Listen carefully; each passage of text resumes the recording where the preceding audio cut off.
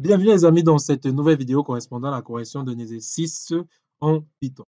Bien, si tu es nouveau sur la chaîne YouTube, n'hésite pas à mettre pause, à t'abonner, ça prend juste quelques secondes.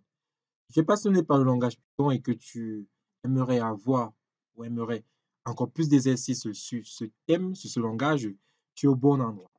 Alors aujourd'hui, on va essayer ensemble d'écrire le programme Python qui va déterminer si un nombre est un nombre de si un nombre entré par utilisateur est un nombre de Munchausen ou non. Alors, pour trouver le lien ou l'énoncé de l'exercice, vous n'avez juste qu'à vous rendre sur le site pandacoder.com. Je mettrai le lien au niveau de la description de cette vidéo. Alors, le nombre de Munchausen. Alors, c'est quoi un nombre de Munchausen? Un nombre de Munchausen est un nombre entier naturel qui, lorsqu'il est décomposé en ses chiffres, est égal à la somme de ces mêmes chiffres, chacun élevé à la puissance de lui-même. Pour ces calculs, nous accepterons que 0 exposant 0 égale encore 0. Alors, ce qu'il faut comprendre, c'est quoi? Avec un exemple très simple. Donc, si on prend la base de 10 avec un exemple très simple, on a par exemple le nombre 3435. 3435, c'est un nombre de Munchausen. Pourquoi? Parce que si on décompose le nombre 3435 en ces chiffres élevés, la puissance élevée à ces mêmes chiffres, on constate qu'on a tout simplement la somme qui va redonner 3435. L'objectif ici est d'écrire un programme Python qui permet de vérifier si un nombre donné par utilisateur est un nombre de Munchausen ou non. Sans plus tarder, on va dès à présent aller dans le code pour voir comment tout cela fonctionne. Alors, la première étape et la première chose à faire, c'est de demander à l'utilisateur d'entrer un nombre. Pour ce faire, on va utiliser input. On sait que en Python, pour demander une valeur à l'utilisateur et afficher ce qu'on veut que l'utilisateur nous donne, on va utiliser input. Lors de la saisie au clavier, le input va récupérer ce nombre qui est une chaîne de caractères. En gros, le input, quand tu vas entrer par exemple 4, il va récupérer le 4, mais le type de ce 4, c'est une chaîne de caractères. D'où le pourquoi nous avons fait ce casting. Le casting, c'est tout simplement pour dire que quoi? Le input va récupérer mon nombre. Là, nous sommes d'accord. On va bien dire entrer un nombre. L'utilisateur n'est pas bête, il n'est pas fou. Il va entrer un nombre entier ou un nombre réel. Maintenant, ce qui se passe, c'est que en Python, la fonction input va retourner une chaîne de caractères, str, un string.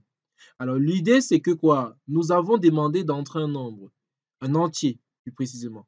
Alors, du coup, ce qu'on doit faire, c'est qu'on doit, à l'intérieur on doit récupérer la valeur que l'utilisateur nous a donnée via notre input et le caster en int. Donc, on doit faire ici un cast explicite. Bien. Et lorsqu'on a fini de faire tout cela, on va donner cette valeur dans nombre. Ça veut dire qu'actuellement, c'est nombre qui contient le nombre que l'utilisateur a donné. Alors, c'est quoi le but des deux variables ici? C'est tout simplement, c'est très simple. À la fin, lors de la décomposition du nombre, on doit voir que la décomposition et la somme de cette décomposition, puisque la décomposition en puissance de chaque chiffre, on doit faire la somme et à la fin, la somme doit être égale au nombre de départ que l'utilisateur entre. C'est pourquoi ce qu'on fait ici, on stocke le nombre que l'utilisateur nous a donné dans une variable qu'on va nommer original, pour dire que c'est le nombre original, le nombre de départ. Total, c'est tout simplement la somme des différents chiffres élevés à ces mêmes chiffres. OK. Ensuite, qu'est-ce qui se passe ici? On a donné dans l'exercice un cas spécial où on a dit 0 exposant 0 égale à 0. Et c'est considéré comme un nombre de Munchausen. C'est bien précisé là. Pour ces calculs, on a dit nous accepterons que 0 exposant 0 égale à 0. Alors, on continue. Bien. Alors, ici, on a quoi? Un nombre de la somme, le calcul de la somme des chiffres élevés à eux-mêmes. Bien, ici, je vais utiliser Pen pour essayer de vous expliquer un peu cela rapidement. On va essayer de comprendre ça rapidement et exécuter le code pour voir que tout ça marche. Alors, on y va. Hop ça. Bien. Alors, c'est très simple. C'est très, très simple. Alors, ce qu'il faut comprendre, par exemple, si on a 49. Alors, 49 modulo, par exemple, modulo 10 en Python, ça se passe comment? Lorsqu'on fait la division arithmétique, 49 divisé par 10, bah, ça fait combien de fois? 4 fois. Ça fait 40 et on a 9. Alors, ce que vous devez comprendre, c'est que le modulo, c'est tout simplement le reste de la division euclidienne de 49 par 10 et le 2 bar, c'est le quotient, la partie entière de la division euclidienne de 49 par 10. Donc, si on fait 49 divisé par 10, ça va tout simplement donner 4. Et si on fait 49 modulo 10, ça va donner tout simplement 9. Alors, pour 3435, l'objectif ici, c'est que quoi?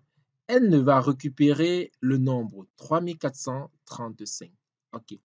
Elle va récupérer 3435. On vérifie, est-ce que n égale à 0? Puisque chaque fois, on va récupérer le reste.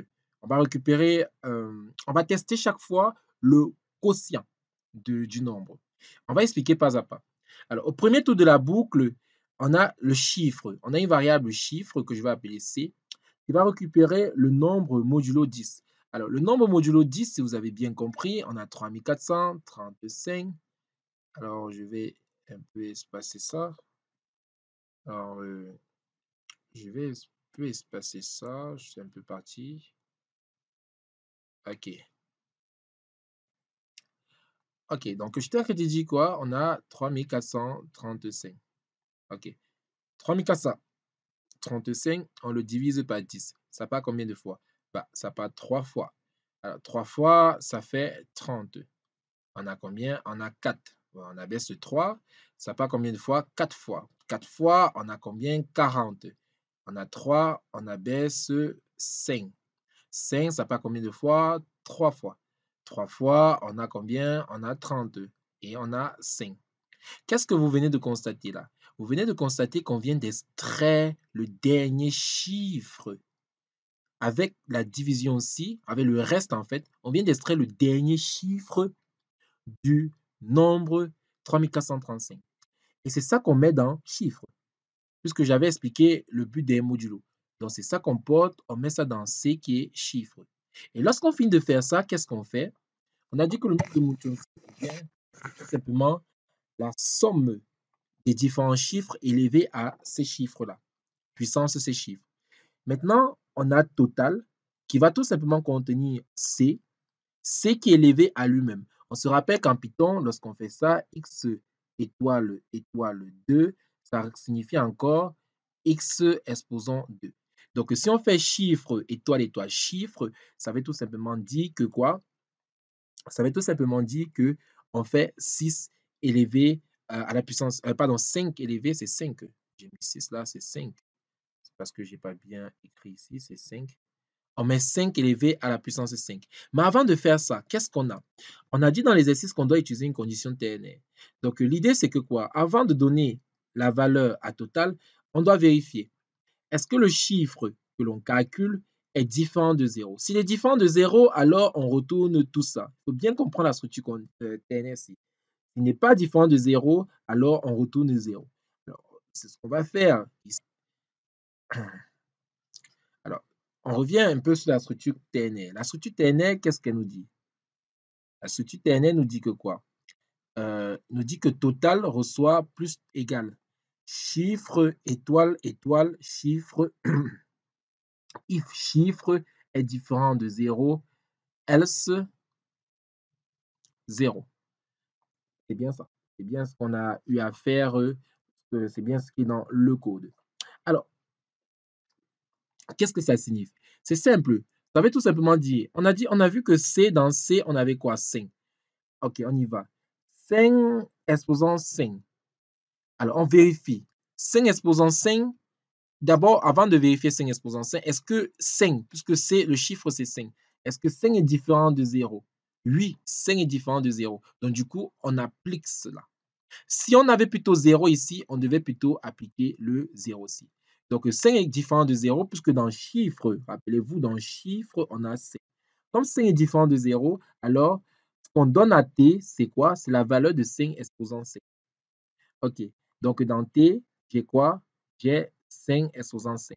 Plus égal, vu que c'est une boucle, vu que c'est une boucle, on va faire ceci jusqu'à arriver à 0. Maintenant, comment on fait pour arriver à 0? Et c'est la deuxième partie de cet algorithme.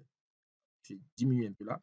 Alors, lorsqu'on a fini de déterminer, puisque dans chiffre, on met le reste de la division euclidienne, maintenant, lorsqu'on finit de faire ça, vous êtes d'accord avec moi que ça ne nous sert plus à rien de venir encore utiliser ce signe. Donc, du coup, ce qu'on fait, c'est quoi? On dit que n reçoit le n de départ, c'est-à-dire 3435, partie entière. On récupère le quotient de la division euclidienne. Ça veut dire que quoi? On a 3435, 10. Et ceci va nous permettre de faire comment? Ceci va nous permettre tout simplement, voici ça ici, on a déjà fait le calcul ici. Ceci va nous permettre d'avoir dans N 3403, pardon, 343. OK. Donc, j'espère que vous comprenez un peu l'idée. L'idée, c'est que quoi? À chaque fois, dans chiffre, on récupère le quotient du nombre, le reste du nombre. Quand on finit de récupérer le reste du nombre, le reste de la division euclidienne, voilà, le reste de la division euclidienne, ensuite, maintenant, on passe au prochain chiffre. Maintenant, pour passer au prochain chiffre, on doit récupérer le quotient. C'est simple, tout bête. Et on fait cela au fur et à mesure. Lorsqu'on a fini de faire cela, on vient seulement dans le résultat, on utilise encore une structure ternaire. On dit que quoi? On a créé une variable R Munchausen, puisque dès qu'on finit notre boucle, avant la fin de la boucle, bon, dès la fin de la boucle Y, on vérifie si le total est égal à original. Alors, ce test-ci va renvoyer tout simplement une condition booléenne, R de Munchausen, puisqu'on teste avec l'égalité. Dans le total, on aurait tout simplement la somme des différents chiffres des chiffres élevés aux chiffres, des différents chiffres qui composent le nombre. Et dans original, on aurait le nombre de départ. Lorsqu'on a fini de tester l'égalité, si c'est OK, dans R de Munchausen, on aurait tout simplement true. Maintenant, au niveau du résultat, puisqu'il faut afficher quelque chose. Au niveau du résultat, c'est très simple. On va dire ceci. If R de Munchausen, ça veut dire que quoi? Si R de Munchausen retourne à contient true, OK? Alors, on va retourner R dans résultat. Sinon, bah, on va tout simplement retourner n'est pas. Je reprends encore avec les explications illustratives. À la fin, on a une variable R de Munchausen qui va tester la variable totale si c'est égal à original, le nombre de départ. Si total contient 3435 et si c'est égal à 3435, puisque le nombre de départ nombre était égal à 3335, ok? Si la condition ci est vérifiée, eh bien, on aurait tout simplement dans R de Munchausen true. Mais dans notre structure conditionnelle, résultat, reste, on a la R et on a le if ici. Le if va prendre quoi en paramètre? Ça prend R de Munchausen. Et on a un else ici, là. N'est pas. Ça veut dire que quoi? Si R de Munchausen retourne true, on va tout simplement avoir ce résultat. Ça veut dire que R ici va entrer dans la variable résultat. Mais si on a plutôt false, c'est plutôt cette valeur-ci qui va entrer dans la variable résultat. C'est tout. C'est comme ça qu'on utilise les structures ternaires en Python. Et à la fin, tout ce qu'on fait, c'est d'appliquer cela ici bêtement. Donc, on vient ici, on dit printf, le nombre original, le nombre de départ, et ici, on met la valeur résultat, un nombre de Munchausen.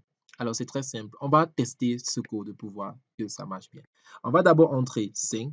Forcément, 5 n'est pas un nombre de Munchausen. Vous voyez qu'il nous donne la valeur de départ 5 et il nous donne le résultat de la dernière structure ternaire, n'est pas. Voici ça, n'est pas. OK. Maintenant, on a quoi? En run, je vais entrer par exemple 6. 6 n'est pas un nombre de Munchausen. Je vais entrer par exemple 3435 et on va bien voir que 3 j'ai pas entre le nombre, 3435. OK. On va bien voir que 3435 est est un nombre de Munchausen. Eh bien les amis, c'était tout pour cette vidéo. Si vous avez des incompréhensions ou des questions, n'hésitez pas à mettre en commentaire. Je serai très ravi de répondre à cela. Merci les amis, c'était tout pour cette vidéo. À très bientôt pour une prochaine vidéo.